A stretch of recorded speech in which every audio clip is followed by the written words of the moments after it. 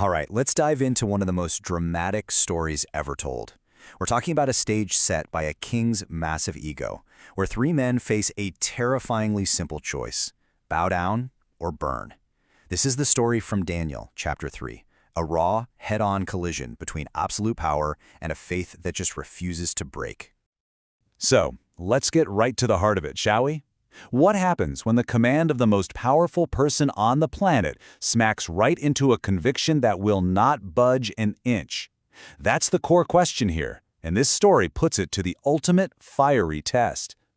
And it all kicks off with this: a 90-foot-tall colossal golden statue.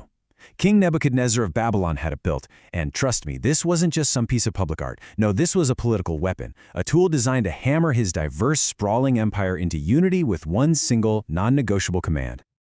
So, picture the scene.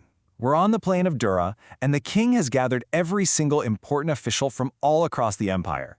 Everyone who is anyone is there for this big dedication ceremony. You can just feel that the stage is set for something huge. And then, all of a sudden, a herald's voice just booms across the plain.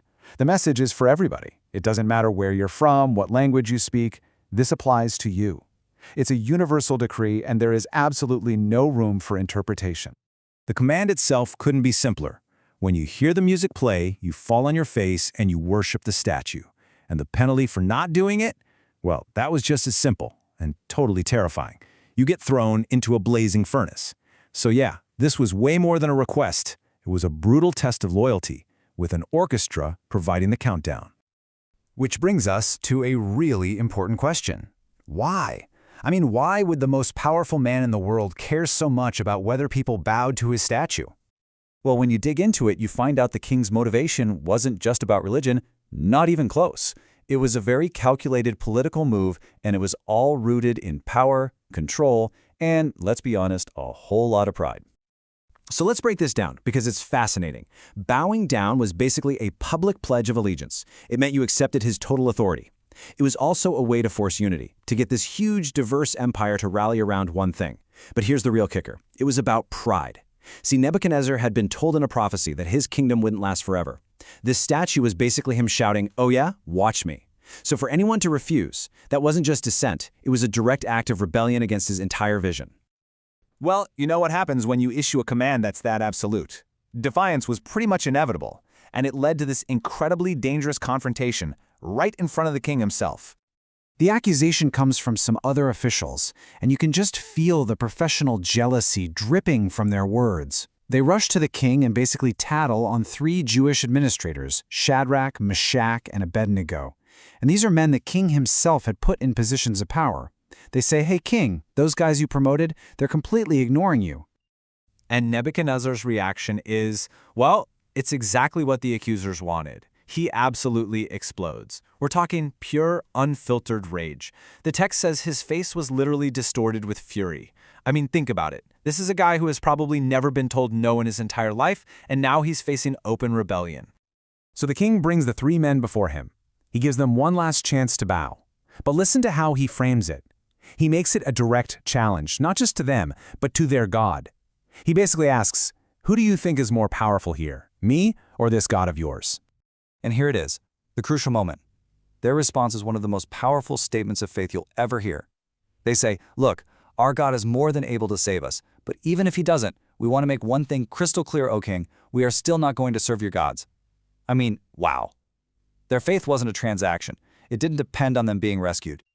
So now we're at the climax. The lines have been drawn in the sand, and the king's threat is about to become a horrifying reality. Nebuchadnezzar is just consumed by his rage. He doesn't just order them into the furnace, he commands his men to crank up the heat 7 times hotter than normal. He wants to make an absolute, unsurvivable example out of them. And the heat is so unbelievable, so incredibly intense, that the powerful soldiers who were tasked with throwing the three men into the flames are killed by the fire themselves. The story makes it very clear. This wasn't just some big bonfire. This was an inferno that no human being could possibly survive. The king is watching all this, expecting a quick and brutal execution. But then he suddenly leaps to his feet, completely astonished. He turns to his advisors and asks a question that just defies all logic. Wait a minute. Didn't we throw 3 men into that fire, all tied up? Because what he's seeing is just impossible. He says, look, I see 4 men, untied, walking around in the middle of the fire, and they're not even hurt. Not 3 men dying, but 4 men, walking around freely in the heart of the blaze. And this right here is the turning point. Nebuchadnezzar, this pagan king, looks into the fire and identifies the 4th person as a divine being. The original language is something like a son of the gods, but for the king, the message was unmistakable. There was someone supernatural in that fire with them. But the story doesn't end there in the fire. The conclusion is this dramatic, incredible reversal, and it's filled with powerful insights that, honestly, still hit home today. Just look at this slide. It captures the king's total reversal perfectly. First decree, worship my image or I'll throw you in a furnace. Second decree, don't you dare say a bad word about the God of the Hebrews or I will have you cut into pieces. I mean, talk about a complete 180.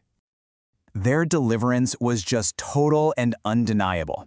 The text goes out of its way to emphasize how perfect it was. Not a single hair was singed, their clothes were fine, they didn't even smell like smoke. This miracle is so profound that the king himself starts praising their God. And then, in a final, amazing twist, he promotes the very men who had just publicly defied his order. And so, this ancient story leaves us with a question that feels incredibly modern. We live in a world that's always pressuring us to conform, to bow down to the latest trend, or the loudest voice, or the biggest power. So it forces us to ask ourselves, who or what truly commands your ultimate allegiance?